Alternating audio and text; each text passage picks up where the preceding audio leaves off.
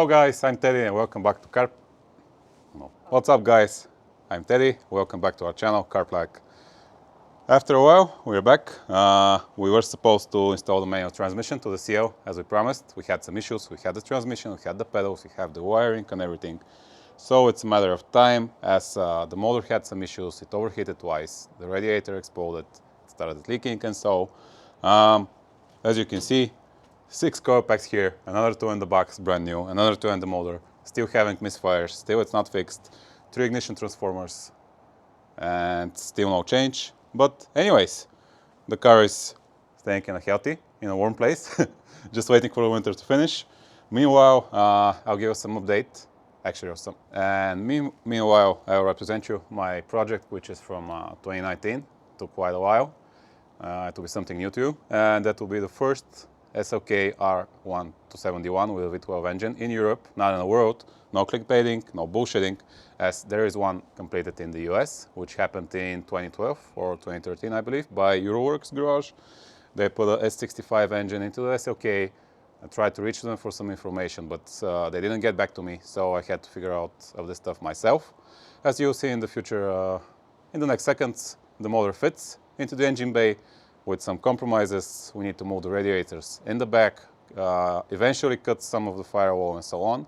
But the main thing, the major thing is that it fits in order to lay correctly on the engine stands. It was all going pretty good when it came out that any 65 engine from an S-Class, from a G-Class CL, and that's it actually, come with a front oil pan, which does not fit on the subframe in the front nor on the steering rack. So I had to figure it out myself.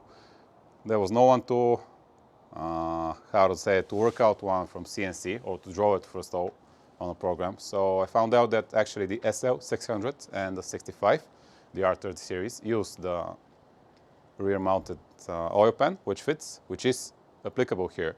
So I had a new mission to find one, yes, and source it as brand new. It is out of production from Mercedes. They had few in stock, but unfortunately this thing costed around 4,000 euros for the oil pump and the oil pan as well. So finally, after 2 years, I managed to find one from a used car, from a crashed car. As you guys might know, it's pretty rare. There are 3,000 units produced from the SL600 and around 700 from the 65 pre-facelift. So you know what kind of a... So you might see what kind of a struggle this was for the 2 or 3 years as I was looking for it. I was desperate in the end. I had to order a new one when this set appeared on eBay. I bought it immediately, waited for 2 months to arrive from the US. It was held at the customs here for some nonsense. But anyways, I got it. Everything happening with this car is pretty hard, but I believe that the result will be worth it. So I'll keep struggling, but I won't quit it for sure. So this is actually my favorite car, my current project. I used to have a standard SLK 200 back in the days. It was my second car in my life. And somehow I had some sympathy for it and some special meaning. That's why I chose once again a second generation R171 SLK for a project car. As you can see, the wheels are non-standard of Mercedes, but from a Lamborghini Gallardo, first generation. So this is the 19-inch Cassiopeia wheels. It was a bit hard to obtain them in a full set on a normal price. Also, as you might know, the central bore is different as Lamborghini is Volkswagen, unfortunately. So I had to bore them out from 57.1 to 66.56 central bore to fit on the wheel hubs of the Mercedes. Also, the car started as an SLK 350, which had an impact in the front right corner, which was pretty bad. It came from Germany. So the engine, the M270 Duo.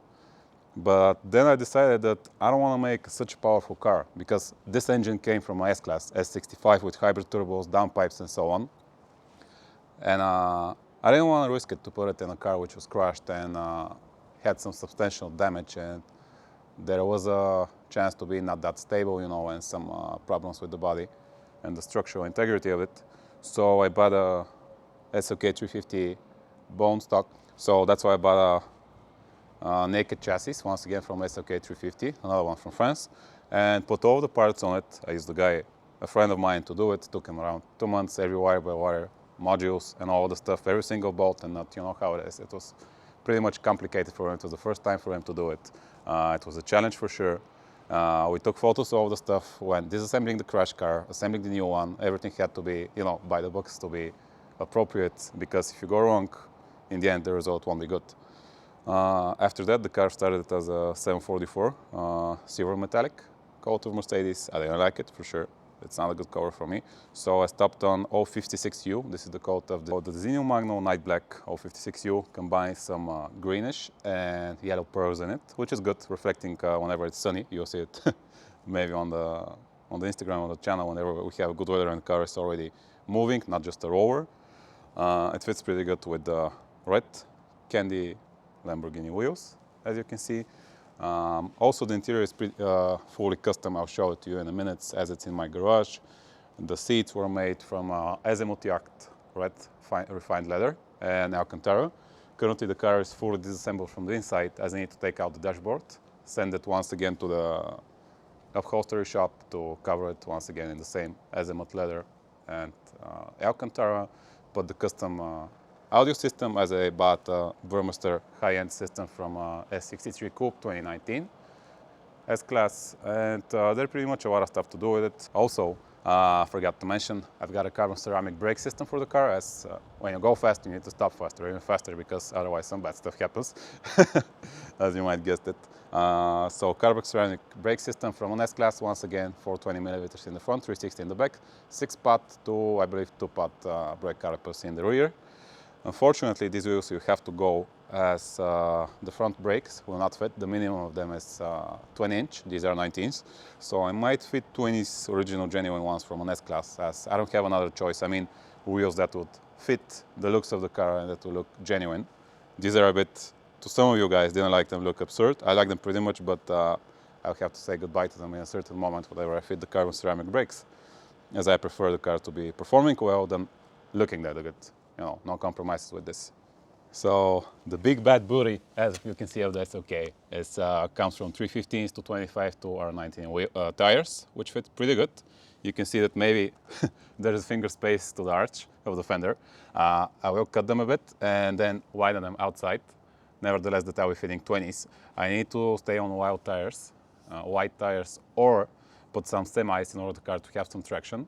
Nevertheless, that it will be rolling until the maybe 100 kilometers and above, even with semi-slicks, it will be having traction problems. Meanwhile, I forgot to mention, as maybe many of you guys will be asking, the car is not possible to be coded to have an ESP.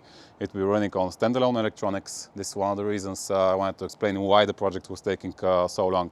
I got the full engine wiring from the whole car, actually not the engine, but the full installation, without anything being cut, but there was not a shop in Bulgaria to fit it and to make it work on this car. I got all the modules, all the ECU, BCMs and stuff, but they cannot make it run, so I'm forced to use the Megaskirt, most probably MS3 Pro, and keep the stock ECU of this car, which is from the 350 engine, in order to have the normal, the tachometer, the speedometer, the insights, and everything to be working.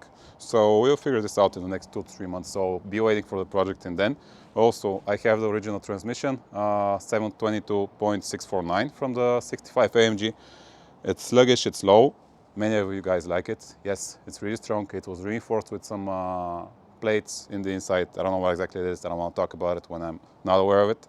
But I'll be putting a manual transmission from 220 CDI, which fits directly on the bell housing without problems. I have a custom flywheel. As I was speaking about the transmission and the drivetrain, I'm using a dual mass flywheel, which is custom, and also 3-plate ceramic coach for it. We'll see how it will handle. Most of the guys, actually the fabricators, convinced me that this is not a good choice for try to convince me that this is not a good choice for a daily car. But anyways, I'm good at it. I'll be fine. As long as it's rough, it's okay for me. I haven't expected this car to be gentle, to be appropriate for the daily use, but I'm okay with it.